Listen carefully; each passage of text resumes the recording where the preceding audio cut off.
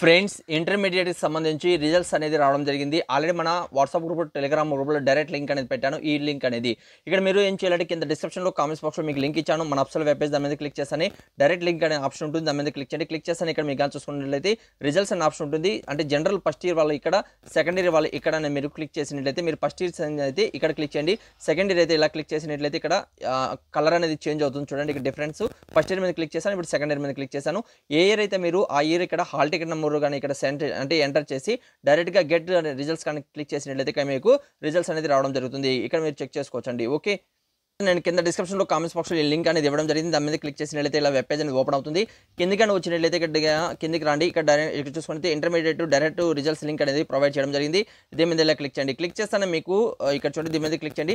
Official web page అనేది డైరెక్ట్‌గా ఇక్కడ మీకు ఓపెన్ అవుతుంది. ఫస్ట్ ఇయర్ అయితే ఇది సెలెక్ట్ చేయండి. సెకండ్ ఇయర్ అయితే ఇక్కడ మీరు గాని చూసుకుంటే జనరల్ అనేది ఇక్కడ మీరు ఇది సెలెక్ట్ చేయండి.